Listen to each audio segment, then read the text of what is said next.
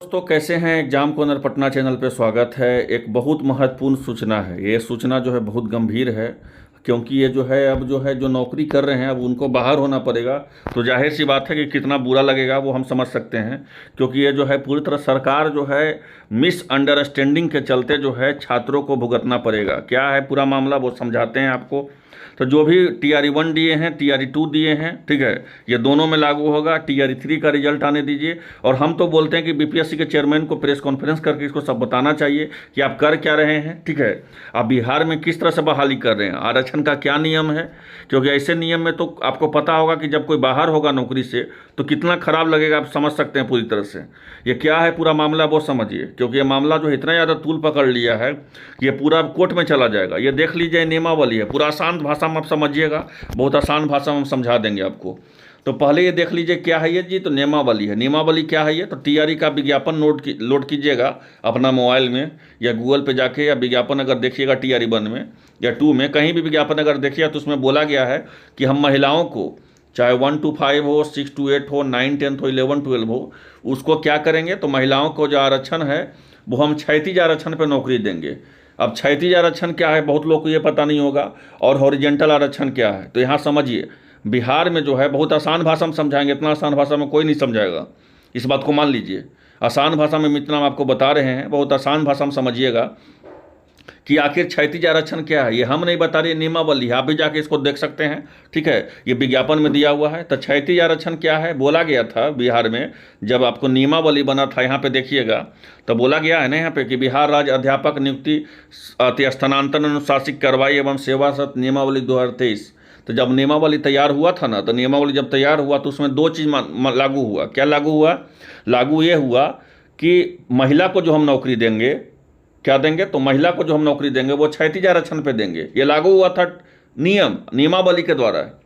यहाँ पे देख सकते हैं, बोला भी गया कि महिला को जो हम नौकरी देंगे वो क्या देंगे, तो क्षैतिज आरक्षण पे देंगे। और पुरुष के जो हम नौकरी देंगे वो देंगे ऊर्ध्वाधर, मतलब कि आपको वर्टिकल आरक्षण पे हम नौकरी देंगे। मतलब क्षैतिज आरक्षण का मतलब क्या हुआ, क्षैतिज आरक्षण मतलब हुआ हॉरिजेंटल, और वर्टिकल आरक्षण का मतलब हुआ ऊर्ध्वाधर, जिसको बोलते हैं जो ऊर्ध्वाधर बोलते हैं उसी को जो है आपको वर्टिकल आरक्षण बोलते हैं। अब यहाँ पे समझिए कि मामला कैसे फंसा है, आपको पूरा हम डिटेल बताते हैं आपको। तो ये तो फिक्स हो गया कि महिला को क्षैतिज आरक्षण पे दिया जाएगा, मतलब कि आपको हॉरिजेंटल पे महिला को नौकरी दिया जाएगा, वर्टिकल पे दिया जाएगा पुरुष के।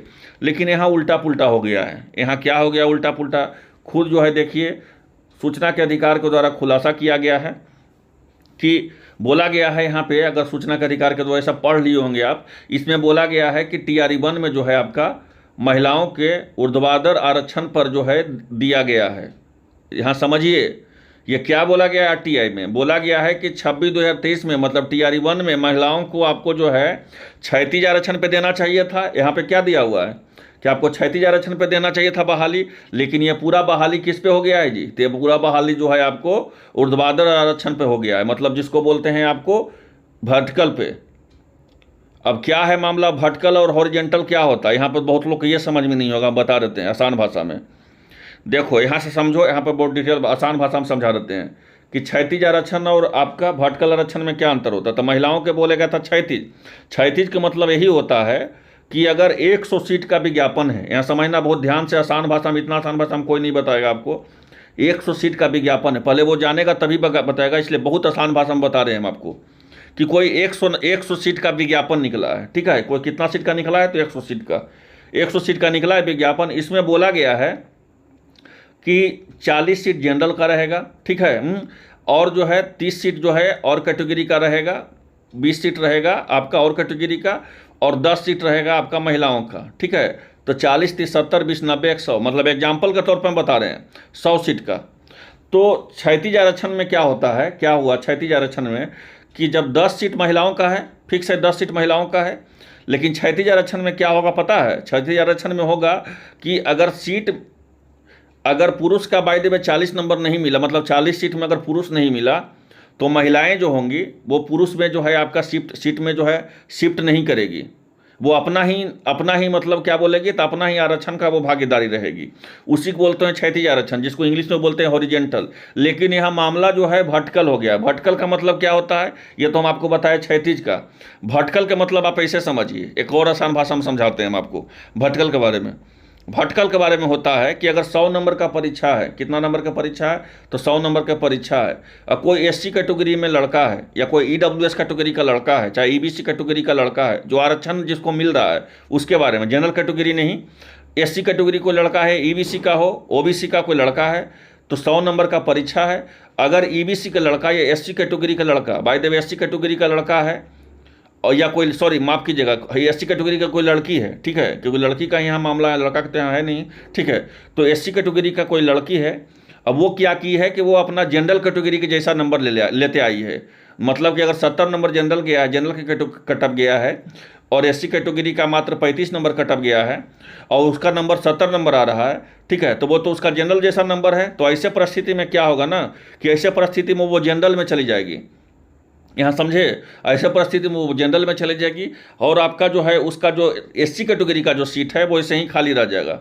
फिर उसके नीचे वाले नंबर वाले स्टूडेंट जो है वो सेलेक्ट होंगे। तो इसको बोलते हैं, क्या बोलते हैं, इसको बोलते हैं वर्टिकल, जिसको बोलते हैं ऊर्ध्वाधर, ठीक है। और यहाँ पे जो पूरा बहाली हुआ है ना महिलाओं का, वो क्या हुआ है, तो वो आपको हो गया है कि होना तो चाहिए था आपको क्षैतिज पे, हॉरिजेंटल पे, लेकिन पूरा बहाली इनका हो गया है भटकल पे। अब भटकल पे क्या हो गया है, तो आप देखे होंगे हम बहुत सारा आरटीआई में आपको दिखाएं कि 1000 सीट है, और 1000 को मतलब सीट है, उसमें जो है 800 महिला सम्मिलित हुई है और 400 पुरुष सम्मिलित हुए। हमेशा ऐसा बहुत आपको दिखाएं आरटीआई के द्वारा, सभी TRE 1 का दिखाएं, TRE 2 का दिखाएं, तो यही मामला है। अब ऐसे कैसे हो सकता है जी कि 1000 सीट में 800 महिलाओं का हो जाए, बताओ। जब पूरा नियमावली तुम्हारा दिया हुआ है कि नहीं महिलाओं का तो क्षैतिज पे होना चाहिए, मतलब महिलाओं का तो हॉरिजेंटल पे होना चाहिए, तो फिर भटकल में कैसे पूरा बहाली हो गया कि 1000 सीट में जो है 800 महिलाओं के कैसे हो जाएगा, 400 पुरुष के क्यों होगा। यही मामला जो है पूरी तरह से आसान भाषा में समझ गए होंगे कि हम कहना क्या चाह रहे हैं, कि यही मामला है। क्षैतिज मतलब होता है कि आप आपका जितना सीट है आप उतना ही के भागीदार हैं, और हॉरिजेंटल का मतलब क्या होता है कि आपका नंबर अगर जनरल कैटेगरी जैसा है तो आप जनरल कैटेगरी में आप चले जाइएगा, ठीक है, और आपका सीट जो है वो खाली रह जाएगा, फिर नीचे वाले स्टूडेंट सेलेक्टेड होंगे। यही मामला पूरा तरह से आसान भाषा में आपको समझाएं हैं, यही है। अब ये देखिए कैसे होगा कि 1000 सीट है। आरटीआई के दौरान हम एक बार नहीं दिखाएं ऐसा हम आपको 30 से 35 वीडियो में हम दिखाए हैं, अलग अलग, 1-2 वीडियो नहीं, 30-35 वीडियो दिखाए हैं। कभी इंग्लिश विषय का, तो कभी पॉलिटिकल साइंस का, तो कभी हिंदी का, कभी इंग्लिश का, कभी मैथ का। हमेशा ऐसा आपको कितना दिखाएं, तो 30-35 मतलब कि नोटिस दिखाए हैं, जिसमें जो है 1000 सीट है, 800 सीट है, जिसमें महिलाओं का संख्या 600 है और पुरुष की संख्या 200 है। तो ऐसा कैसे होगा, ऐसा तो नहीं होना चाहिए। यहाँ तो 600 पुरुष के होना चाहिए, 200 महिलाओं को होना चाहिए। तो ये है पूरी तरह से मामला, ठीक है। अब महिला का तो होना चाहिए था क्षैतिज आरक्षण पे बहाली, ये नियमावली है। TRE का विज्ञापन देखिए जा करके, वहाँ पे दिया हुआ है, ये विज्ञापन है। अब परसों ही आप देखे होंगे कि सुप्रीम कोर्ट के द्वारा आदेश दिया गया है कि देखिए विज्ञापन में जो जारी किया गया है उसको जो है उसी रूप में जो है बहाली लेना है, इधर उधर नहीं करना है। लेकिन यहाँ पूरा तरह से जो है इधर उधर हो गया है। अब ऐसे में जो है इनका नौकरी फिक्स है। अब किनका नौकरी जाएगा, ये सबसे महत्वपूर्ण चीज़ पूछिए कि सर अब इसमें जाएगा किनका नौकरी। तो उनका नौकरी जाएगा जो फ्लाइंग किए हैं। कौन फ्लाइंग किए हैं, तो वो फ्लाइंग किए हैं जो दूसरा कैटेगरी में चले गए हैं, अब वो उनका नौकरी हो गया है, तो वो जो है उनका नौकरी जाएगा, उनका कन्फर्म है नौकरी जाना। यह मामला तो है कोर्ट में चला जाएगा।